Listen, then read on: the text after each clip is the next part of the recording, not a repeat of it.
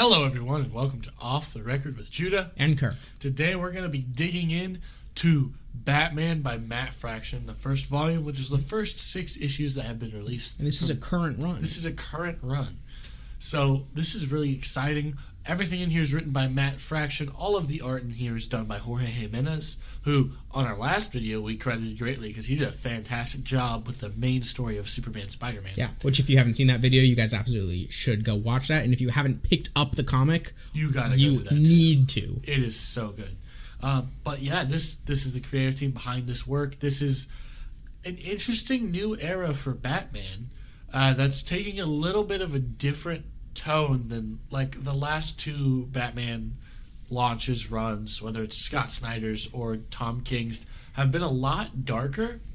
And this one is kind of like trying to represent Batman in a lighter way through a very interesting means, and also just by having his costume be blue again. Yes. Like it's the blue and gray. And I've been telling Judah basically since it would have been, did he have it in Alpha Omega? Yes. So since then, any Batman that looks like this is probably my favorite Batman because it's so nice. It's old school. It is. And also I like the character of this Batman I want to confirm really quickly. Yes. This Batman is the DCKO Batman. Yes. Because these are current run. Yes. This is a current run, and so this is the one that is the night fight. So, and the night fight, that's right. So, this, and even during DCKO and even during Night Fight, I was giving much praise to this version of Batman. Yeah. And I like it a lot. And so I knew as we started this, first of all, Judah had gotten me issue 1 a couple of months ago. Yeah. Probably soon after it came out. I think about September, so right around when it started releasing. So I read it then. And I had kind of forgotten that this is the one that I had read. And so as we were going to read it for this video, I was like, wait, hold on. I've read this before. Yeah. Where did I read this before? Yeah, so, but I knew getting into it that it was still this Batman, despite forgetting that I had already read issue 1. I knew that it was this Batman, and so I was very excited to get going. And let me tell you, that excitement was well placed. Yeah. This is very good. So your overall thoughts on this are high, I'm assuming? Yeah, so if we want to get into overall thoughts, I would say high overall thoughts. Done well, art done well, written really well. Yeah. I like the story. I like a lot of what we get, some smaller character moments. There were a couple of things that I mentioned to Judah a couple of days ago before we started recording. Yeah. About just some certain sequences that I really liked. And as I'm flipping through this right now, again, I have the physical number 1. It's just really good art. I like this kind of semi-futuristic Gotham City. It's like, it's not such super far future, but it is a little bit. And I like the vibe that this version of Gotham gives off as well. And yet we still also have kind of the darker areas, the slums, the dark alleys, things like that make Batman Batman. But also it's slightly futuristic. His Batmobile is more futuristic. We get these little pop-ups every time he uses some gadget that's like, this is what that is. Yeah, it's so good. Cool. Genuinely love it. Yeah. So, here's one in a double spread we get. Batwing, low altitude, low opening flight suit, titanographene weave, glide ratio, 5:1. I love that stuff. And that's all throughout this all 6 issues. We're seeing things like that. And it's just so good. So, what are your overall thoughts? I think this is, for the most part, I think it's excellent. I think in some bits the art carries, and I think Fraction played in his writing is really well. I think he's really good at dialogue, and I also think he just has some great concepts in here. There are some, we'll dig into it with the first issue, and again, spoilers. The way he does the Baby Croc thing, I really like. Yes. The way that he handles the new villain in issue 3, the Minotaur, I thoroughly enjoyed that. The little vignette just away in issue 5, that's Bruce and the Doctor on the date. Yeah. I was like the way he paces stuff, the dialogue, and some of the concepts he has are really good. I do have nitpicks as a Batman fan with some of the stuff in here, which we'll get into as we go through the summary of the story, which I think we'll do. I think we'll do it a little differently than we normally do. Do a quick summary, then dig into our thoughts on some of the things in here. Yeah, we're not going to go page by page like we've done at some points. Just first of all, our general overall thoughts we've given you. Again, really good. We will give a number rating at the end. So stick around for that. And yeah, we will get into some details there are some specific things, like I said, sequences earlier that I do want to talk about with Judah, especially. Like, I want to tell you about the things I loved in this. So we'll have some things like that too, but probably slightly less spoilers because, again, we're not going to go through every single thing. But before we get too into the weeds with this, do want to remind you to like, subscribe, hit the notification bell. What else? Comment, dislike if you think that we're idiots. That's fine too. Yeah, genuinely, engagement does help us, and we know what kind of things you want us to cover in the future. Exactly. And also follow us on Off the Record JK on Instagram. Sometimes we'll maybe do some things on there, but at a minimum, if you're not doing the notification bell, then you'll also see our posts going up on there, and you can just follow the link in our bio. So exactly. Yeah. All right. Now digging into this summary. So we started off pretty great. I love the way they intro this for a Batman #1. We get Jim Gordon has been demoted to a B cop. That's like a background plot point. It's like B or C plot stuff in the background of these first 6 issues. But him and his partner witness Killer Croc escaping Arkham Towers. And then we pick up with Batman's investigating this in Arkham Towers. And the doctor there, Dr. Zeller, I believe her name is like, yeah, people change. And Batman's like, nope. No, they don't. They don't change at all. He picks up some clues, and epic 2-page spread sequence before we get the intro, flies off from Arkham Towers. And I love the way they do the little, like, title cards for each issue. Like, it feels like a cutaway to, like, in The Mandalorian or other shows like that where they just cut away to the title card. I really like that. Yeah. But then again, we get a little bit of conceptual world building of the Gotham we're in. Yeah. Vandal Savage is the police commissioner. He is not quite fond of vigilantes, which we'll set up later stuff that we talk about. Mm-hmm. We get Bruce talking back and forth with Alfred. Now, we have not got this confirmed yet. There are two opinions about how Alfred is being represented here. Because, fun fact, Alfred is dead. So this is either Bruce seeing him like a Jiminy Cricket conscience type thing. That's where the back and forth is coming from. Mm-hmm. Or what I don't like would be if they confirm this to be like an Alfred AI. Which I think is what it is. Which I think it's probably going to... We haven't had it confirmed yet. Matt Fraction hasn't said anything about it. And Alfred does appear in almost every issue in a way where he talks back and forth with Bruce. Yeah. But he hasn't interacted with any other characters. So that's there is a scene in there while they're in the Batmobile where he, like, materializes as a hologram. Yes. Right? I do know that. So, despite any confirmations or non-confirmations someone may give, it's kind of artistic. From reading this, you can tell, at least, that that's what it is. Now, you can go back and change it, right? You can. I would not be mad if they did. But just from what it's at right now, I do think that it's hologram AI type deal. Yeah. So on Batman's investigation, he comes across these two chicks that are running away from this gang of people that have lovely intentions with them in Gotham Central Park. He runs over one with the Batmobile and then beats the crap out of all the other ones before sending the girls on their way and going to investigate where Croc broke into. Yep. Which is, we also see Alfred here, and him and Alfred talking back and forth, and we see him meeting Croc, and the, like, realization that he has, which I find really interesting, is that he can't really beat Croc because this isn't the cold, calculated villain he's faced in the past before. Yeah, he's been through this mutation, and he wasn't really listening to Dr. Zeller. Like, he has changed. So we have Baby Croc, and Bruce talks to Baby Croc and is very paternal, which I like. The way Fraction's voice is for Batman in these issues is paternal. It genuinely is so good. But then Zeller and the Arkham staff sew back up to take Croc away, and Bruce kind of realizes that people can change. And then he gets a phone call from Tim. Hold on though. Before we're moving on a little too much, I really like, if I can find it right here, he says, he sits down, takes off his mask, Bruce does, and he's sitting here with Croc, and he says, I ate the zoo. Yeah. And then he just responds, I know you did, buddy. I know. It's a great so interaction. funny. I ate the zoo. Oops. Yeah. We get a quick flashback in issue 2 to Bruce and Damian and Tim washing a car. Then we get Tim stopping the same. I think it's the same gang from the first issue. They're vandalizing some things, and then the cops show up, and because of Vandal Savage's new rules about vigilantism in this city, right?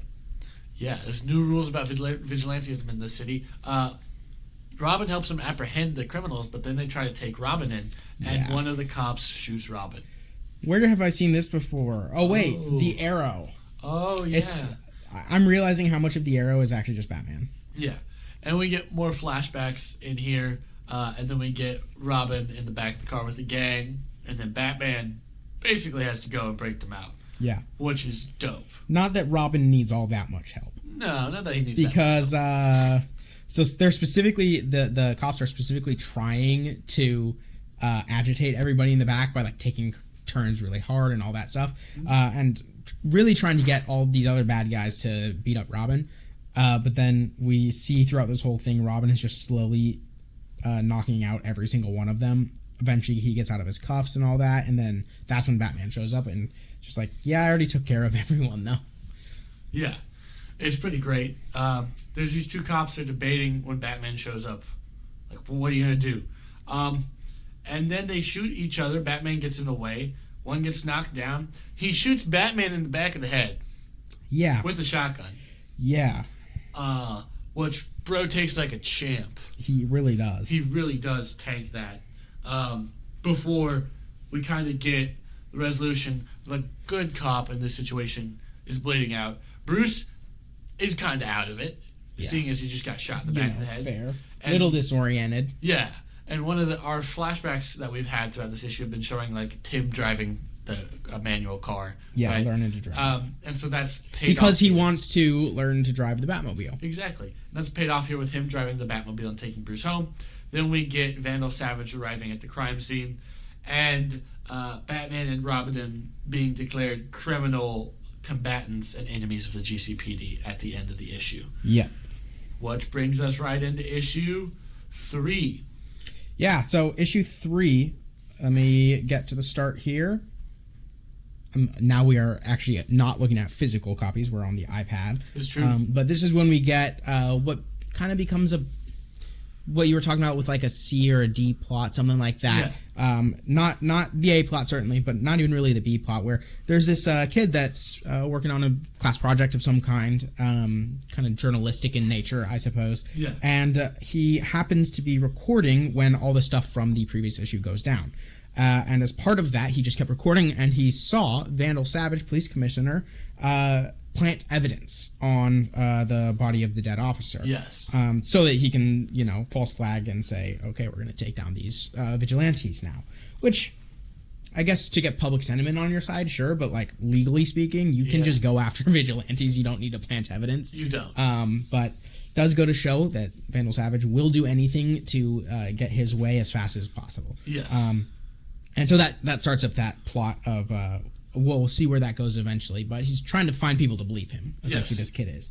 And then we get scene in the hospital with the one doctor, the one cop that survived, and Savage is basically just threatening him, saying, "Yeah, well, I don't care what you think. We need to go after these people. So you're going to say that you were attacked by the vigilantes." Yes. Which he's not willing to do, and so he starts to suffocate him. He has to breathe through a machine right now, basically, and so suffocates him through that. Yeah. And then we also cut to Bruce in the hospital, going for Tim Drake. Visited Tim. Go ahead. Visited Tim Drake. Okay, so he visits Tim's quotation marks friend is there. Who we'll talk about that later when that actually comes up at the end. And he has a little back and forth with Tim. His friend takes the flowers and leaves, and Bruce is like, "Well, I feel responsible for this, right?" We see him watching a news feed where Dr. Zeller and good old Professor Professor Hugo Strange are having a debate back and forth about some technology that's being employed at Arkham and how it affects its patients. Then we cut to Bruce sparring with Damian, which is kind of dope. It is. It's a really, really good sequence there. And then we get Gordon contacting Harvey Bullock, who is a private investigator now, which is like a new thing, and I'm glad I like Harvey. He's a good Batman side character. I'm glad that he's in this run. Yeah. Really quickly, though, there's another moment that I really liked in this of Bruce gets kicked in the balls by Who is this? Damian. Okay, sorry. I get them confused. I know, it's okay. There are too many Robins. Stop Robins. adopting children. Stop stealing children, Bruce. Yeah, apparently they're going to kill some of them off. Wonderful. So, after that, he asks whatever kind of a construct Alfred is supposed to be in this. He asks, "I ever do that to you, Alfred?" And kick you in the balls. He says, "Physically, sir, no. Spiritually, many, many times." I love that. That was so fun. But anyway, Bruce meets with the board of directors at Wayne Enterprise, talk about wanting to help support Dr. Zeller and her technology. Yeah. Right, that was being discussed in the news broadcast earlier. Then as Batman, he meets up with Bullock and Gordon. And then he goes after the Riddler, who is breaking into a place. We get this dope new stealth suit for Batman. Really cool. And we get another one of those, where was it exactly? Stealth suit, light bending, noise dampening, titanographene weave. Everything is titanographene. Yeah, it's low-key kind of overpowered. I mean, like, graphene itself is literally overpowered. So just adding Titan on top of it, I guess, makes sense. But okay. Yeah. But he defeats the Riddler. Yeah. And as there's a moment in there where he's zipping through the streets to go wherever he's trying to go, and that's when we get the Alfred materializing thing. I guess it didn't quite look as holographic as I was thinking originally. It could also be more ghostly. Yeah. But I do kind of get more of that vibe because it's usually in a place where some of Batman's technology is around. Yeah, you know, like either Batman himself has his suit on, they're in their car, or just outside of their car, they're in Wayne Manor or the Batcave. Is there a Batcave in this? There is a Batcave in this. We just haven't visited it yet. Okay, yeah. So it's always in one of those kinds of places, you know, and so I'm getting those kinds of vibes. Yeah. But we get the kid visiting a newspaper man, offering him the footage, and we get Bruce talking to Alfred and driving off and saying that he needs to pay attention to the patients at Arkham and Dr. Zeller. Yeah. And then we pick up in issue 4, where we do get a new villain. We cut to the don't know how to say those things, the docks of Gotham, basically. And we get to see this guy. Shihuan HK Limited, Exactly. Hong Kong, I believe. Yes. We get to see this guy and his guy in the chair who are overlooking things.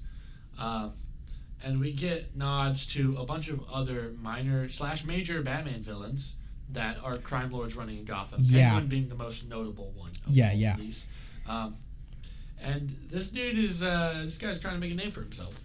Yeah, I like this guy. He's like his intro for this. I truly have no idea who this is. Yeah. And his intro in this is just like, I need all of this. Like, can this be? If you look at the cover art on this one, it's just like him kind of open palm and Batman standing in his palm. It's so dope. It might be the cool. best cover of this bunch, which is saying something. Yeah, it is genuinely insane. I love it. Yeah. Just absolutely epic. Absolutely epic. Then we get to Bruce visiting Dr. Zeller at Arkham Towers. They have a cute back and forth. He leaves her a present.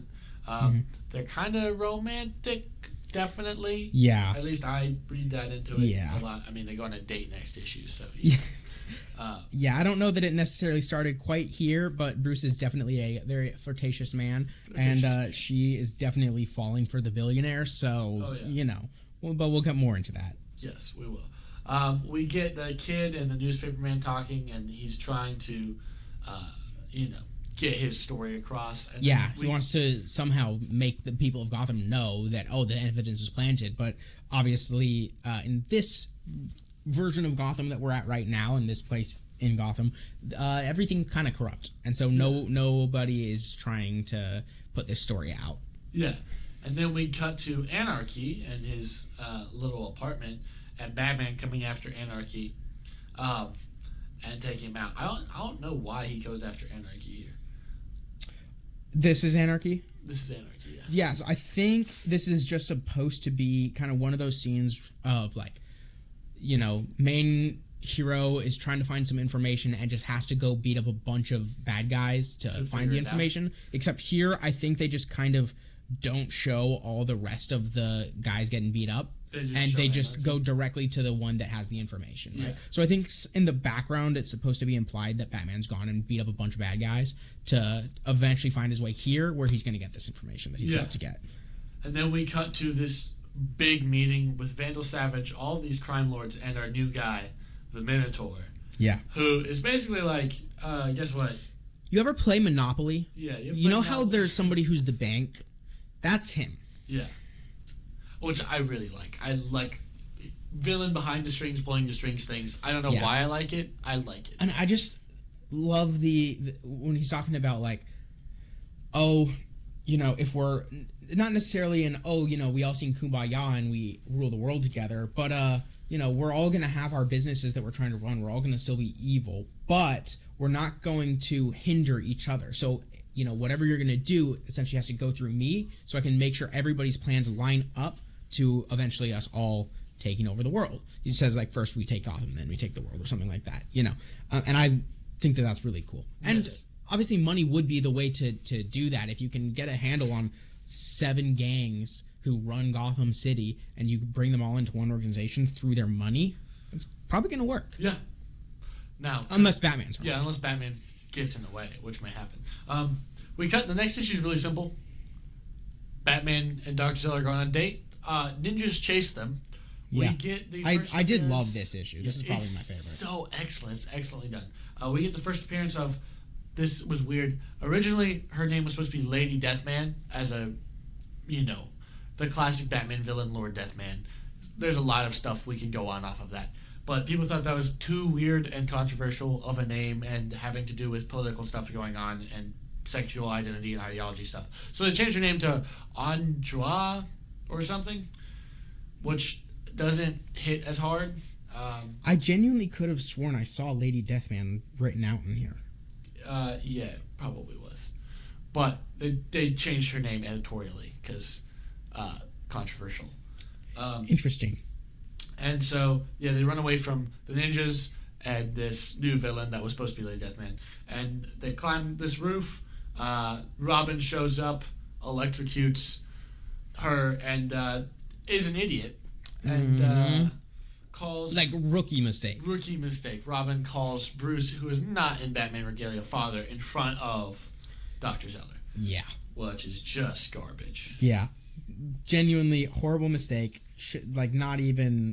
Not excusable at all. Like, if you have a secret identity, first of all, under any circumstances, don't use real names or identifiers like father. Yeah.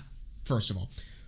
Second of all, if you're going to, tilt your head left and right first. Like, you know, look around. Case your surroundings. Like, this girl's not exactly hiding. No, she's not. She's kind of just standing behind a wall somewhere, but, like, just standing up straight. Like, yeah, it's really... Dude. It's really stupid. It is. But otherwise, I love the... I mentioned to Judah that I really like the car chase sequence in this. It was just so fun. Like, first of all, she doesn't know anything that's going on, and so he's just kind of driving crazy. And, but, like, really, really well. Yeah. Like me when I drive. Crazy, but well. I'm not going to crash. I am going to scare you. Yeah, feels like it most of the time. Exactly. So, first of all, relatable. But then also the moment of, do you always drive like this? Yes, thanks for noticing. And then eventually she realizes, oh, he's running from somebody because it's a little too obvious at a certain point. But I related to that. I really did relate to that. In the beginning of issue 6, we get the fallout from that with the ambulance and Bruce and Dr. Zeller's little conversation. Yeah. And she's like, you let your son get in danger. It's really funny. Yeah. Then we cut to Damian beating up the boxing bag, and Bruce is pissed. Like, he's pissed, and he just punches through it. Straight through the punching bag. And he scolds him, which is, like, reasonable. Yeah. And he says to him, you gotta smarten up before you get someone killed. Which is so fair. Yeah. Because I guess that's foreshadowing. He's going to do something stupid again and someone's going to die. That's exactly what's going to happen. Yeah. But then we also have another Alfred moment here of after he's kind of yelled at the kid, all of a sudden he's walking away. And then right next to Bruce, Alfred appears mysteriously and just says, Master Bruce. And then Bruce says, don't start. But if you're looking in the same place between the two frames, you go from Alfred being there to Alfred not being there. Yeah. And so that wouldn't necessarily be the case if it were what I was saying about it being a hologram. That's why it was like Jiminy Cricket. It actually is. I thought it was a little clearer than that, but going through this again, it is actually not set in stone what's going on with that. So we cut to Penguin and some of these other interesting characters who are reeling the loss of some loved ones, because in the previous issue, in order to get them all to cooperate, he had to make good on a threat to kill somebody close to each of them. There's this one guy that doesn't care. I don't know anything about that. That is like Loki kind of crazy. Yeah, I don't know who that is or who it's supposed to be or anything. Probably just a me issue of not. It's okay. Not knowing much about Batman. The top of my head. So okay, yeah. But I would be curious to see where that's going, because then potentially this is one character that can't be so manipulated into this thing. Like if he doesn't care, then that threat isn't useful against him. And maybe he becomes a problem down the line, which could happen. Then we kind of cut to Hugo Strange, who is very, very, very, very, very happy. And he's like, I will show Gotham City I am its god, that kind of vibes. Cut to Harvey Bullock, and the kid and the reporter come to visit Harvey Bullock with the footage. Yeah. And we never, I think that's the last bit that we see of this. We don't get a resolution in this first. This is the full volume, yeah. This is the so we don't see any resolution to that in this first volume, but it is set up. It is. A lot as, like, again, a C or a D plot type. This is true. Thing going on. And then we see this gang is beating up this establishment. Batman stops it, which is with a bat reel, which is pretty dope. At the Tezuki Hub? I don't know. I don't want to butcher the pronunciation. It's only probably Japanese. It's not that hard. Oh, I just got to do it with an accent. Yeah, exactly. That'll go well. Then we get Batman using his bat blades to absolutely. If you want a video of just Judah reading in any book at all, in a Japanese accent, get us 100 subscribers. Yes, we will do it. If because of this challenge, you do that. Yes. Batman beats all these guys up, returns to the Pennyworth Manor, and the Batcave there. Yeah. I didn't pick up on that. We're going to have to dig into the lore after this. I'm going to explain that to you. Tim Drake shows up. They have this conversation about Tim leaving, which is also... Yeah. You guys talk a little bit about this in your comic stack video, I remember. It's interestingly done. I don't necessarily have a problem with it. I don't either. Prefer Tim Drake as Robin to Damian as Robin. I will say that. The same time, we see the guy that he, I guess, is in a relationship with, because this is also part of him coming out. Yeah. So, but we don't. Even I can disagree with this, that, or the other. But if we're gonna establish there's a person he's leaving for, let's establish the person he's leaving for. You know what I mean? Yeah. So I thought it was really strange out of the blue in, what was it, issue 3 or something like that, where they're in the hospital and he's just immediately showing up and saying, Bruce. I'm like, kid, you look 12. Yeah. You're not calling anyone over the age of 25 by their first name. First of all, that's the first problem I'm having with you. Second of all, is what. Like you said, he comes kind of out of the blue. But then I don't understand, how old are they supposed to be? Because so this sliding time scale, they're supposed to be between 16 and 19. They're somewhere in that range. They're older teenagers. It seems more than just Tim is saying, I don't want to be doing this whole vigilante thing anymore. It also seems kind of like I want to move out. I want to be completely separated. But they look like they're teenagers. But then they look like they're 12. And I'm just like... Well, Damian is 12, 13. Hey. Yeah, but Damian is not leaving. Yeah. Tim and boyfriend probably are leaving. Yeah. And it's like, okay, but we haven't had boyfriend established, and Tim... You look like you're 12. Yeah. You have not established this relationship, or even this other character. Yeah. And he's calling Bruce. It's kind of just weird. It's just, I don't like any of that stuff. However... A massive thing that I do really like about this, genuinely, is the reasoning that Bruce has for saying, oh yeah, go ahead. Which is, hey, I want to leave because, I want to have a normal life, things like that, yada yada. And Bruce is like, yeah, there's absolutely no problem with that. That's exactly why we do this. Yeah. We are vigilantes so that people can live their lives. So people can just have normal day-to-day life. And so if you say that you want to stop doing this to have that, that's the whole point. And I do love that. That is really cool. A lot of times we see like a guilt tripping of like, oh, but if you're not helping people, then who is, type of thing. And that never really lands well with me, because yes, it's true. And yes, a lot of times there is when you have great power, you do have great responsibility. But shout out to Superman, Spider-Man, by the way, crossover. Yeah. But at the same time, that's not like endless. Mm-hmm. Like at a certain point, what Bruce is saying here is true. And so I like that. That lands well with me, despite the massive flaws in how this is set up and the weirdness of like they look like they're 12 and they're like trying to move out essentially. It's like wild. Yeah. That stuff isn't good, but the reasoning behind it, the Bruce side of the whole thing, is actually and a little bit of the Damian side. I like the Damian side. I understand his reaction when Tim comes and talks to him at the end. Like, I understand. I think it's gonna set up something good character arc wise for Damian. So it definitely would. I don't like his reaction, but I do like that it's in the story. Yes. Because it's real. It is real. And again, like you said, it'll set something up. It's going to set something up. And then that little final page of everybody, like, sitting down, arms crossed, depressed, that one dude holding the body. Yeah. It's fantastic before we get a little tease for what's to come. Well, but what's really funny is what you're saying there of everybody kind of like being all moody about the whole situation. That is in the app. That is page 21. And then the title page is page 22. Page 22. Yeah, and then we have like two more pages after that. Three pages after that. We have a little teaser, which I don't know how to feel about this. We'll dig into it. So Dr. Zeller is treating a patient. She's talking back and forth with patient 10. And they're talking about the city of Gotham and Batman and Bruce and all that stuff. And we get the reveal that it's the Joker. This? That's the Joker. Wait, when was how? Huh? What? Explain. Yes, there is none. Then how was it revealed? That's the Joker. But how is it revealed? The next issue explicitly calls him the Joker, multiple times. So this is the Joker. Issue 7 that's not on the app yet? Yes. Oh, okay. Yeah. Also, you can kind of get it from the way his dialogue is written.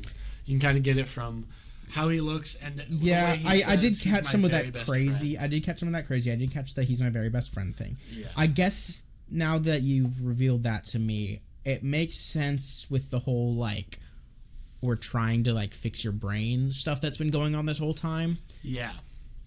I don't think it's going to go well, though. No, probably not. I also have a few ethical problems with the whole thing. Slightly. But, you know, that's for issue 7 to deal with, I guess. Yeah. I mean, so yeah, it's the series. We got into some of the talking points that we're going to talk about in this section. I do want to bring up the Minotaur. Things I really like going forward in this run, and things I'm not excited to see in this run. The thing I really am excited to see, the stuff with the crime families and the Minotaur and Commissioner Savage and like all that interplaying, like the news footage that the kid has. I'm really interested to see where. Do we have any explanation as to why Savage is the guy? The commissioner? He just is. It's not something from like Alpha Omega or. Technically, he's been the commissioner since like in human years, not in the DC universe years, but in publishing years. He's been the commissioner since 2019. What? Yeah. Okay, well, we need to deal with that in this. We do need to deal with that. If we don't finish this, or get fairly far into this run without him being ousted, then I'm going to have a problem with that, because that's crazy. Because this is entirely a fresh start, except for, like, that little piece. You know what I mean? Which, like, having him as the commissioner is cool. But, and just give us an explanation why. Like, well, not even that. It's like, it's a cool thing to do, but also I don't want the police to always just be completely anti-Batman, which is what happens if he's the commissioner. Well, he's still working with Gordon on the beat, and he's working with Bullock as a private. Yeah, but I'm talking a little bit more widespread here. Yeah. Like, and I'm not saying it should always then be more widespread. It should. There's always a lot of back and forth in those kinds of things of like, okay, now we don't like Batman, and okay, now we do like Batman, and that's usually because of some crisis, and then he does something in it, and then all that. That much I do know about, but 7 IRL years of that happening is just, that's a bit much. It is a bit much. But what is that in DC years? 2 probably? Yeah. Okay. So he's probably not even served his full term. No. So that would actually, if you're about halfway through, like that would be a good time to oust him. Oh, you got halfway through, and then we realize you suck. Yeah, well, she does. So she plants evidence, even though he doesn't need evidence to be planted. Right, exactly. Just like you're just. So I would expect that they're going to get rid of him during this, and if they don't, I want them to. Yeah, but I'm excited about all that stuff. Things I'm not so excited for. Well, also, hero I'm excited to see, and arc I'm excited to see is Damian as Robin. I'm very interested to see how that works. Yeah. Things I'm not excited to see that we have heard about that are coming. The Joker. No. Why I was really vibing with this because he was not a main part of any of these stories. I've never liked the Joker, and I've never liked the Joker either. I really like the Riddler is a main villain, and we used him as a little side villain. So with Killer Croc, like we could do entire 6-issue arc with these guys. Penguin, and I like how we're establishing the Minotaur, we're establishing Dr. Zeller. There's lots of good stuff in here. It doesn't always have to default to Joker. It doesn't always have to default to Joker. I'm not excited that I know we're going to have to deal with Poison Ivy as the mayor of Gotham. What? This is part of next I've never liked Poison Ivy either. So, and there's just things that, like, I don't want... I think Fraction's an excellent writer. I think he has great ideas. I don't want all these, like, bigger villains that are about to just start showing up to take away from this narrative he has that's crime-centric, that's about Batman learning that people can change and being more hopeful. We need a long-term, just like smaller scale Batman story going on, like what we've had here. Make that 60 issues. Yeah, we've had the first 6. We'll make 10 volumes of this. And then you can do your big bombastic story. Yeah, and then at the very end, or even like within the 60, you have hints towards Volume 9, Volume 10 is kind of that bigger thing where like Joker and all these other things are happening. Yeah.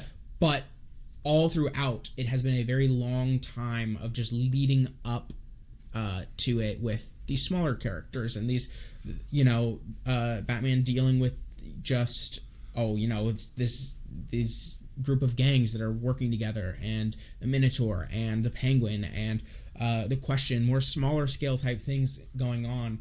Yeah. And then you can see hints of things going on in the background. Exactly. Now, apparently that's not going to happen. But we don't know that. All the issues of the next volume have been released, but that's what it looks like. They've all been released? They haven't all been released. They haven't all been. I was going to say, none of them are currently on the app. So. Yeah. 7 and 8. Well, 8's about to release this week, and so we already have 7 out. So we're about to be 2 of the 6 issues into the second volume, so we'll see where it is, but not very exciting overall. Yeah. With that being said, I'm going to give my rating. Kirk's going to give his rating. We're going to shout out Beverage, and then we're going to let y'all go. 8.5. The art is a 10 out of 10. The writing is a 7 out of 10. Outside of issue 4 and issue 5, I thought those were like 9 out of 10 writings. I thought those are the 2 best issues of this series so far. But all the other issues kind of drag it down, especially the last issue, which I like some of the stuff in. But I just like things I like. This is really good. Mm-hmm. This is a very good Batman thing, which is nice. But there are just things that are better. I'm going to go a little lower than you, 8.25. Okay. I would give the same rankings of the art and the writing, but I would weight the writing a little bit more. So it does bring it down a little bit more in my mind, because I do, while the art is really phenomenal, again, 10 out of 10, it is phenomenal. For me, I guess the writing takes away from it a little bit more. Yeah. Not, again, though, that it's bad writing overall. It is actually pretty good writing overall. Like, if 5 is middling, then we're not even near that territory. But, again, I weight writing a little bit more. Unless there have been some things, like in DCKO, where there have just been such crazy pieces of artwork in there that, that it does kind of override all my other senses of all but the writing. Yeah. But not quite in this, though, again, not quite. It is overall really, really good. Yes. With that being said, shout out to you if you're drinking a Yingling Black and Tan. Yep. That's literally what we have right now. That's what we have right now. So that's the beverage shout out. With that being said, good morning. Good evening. And good night. God bless. Bye.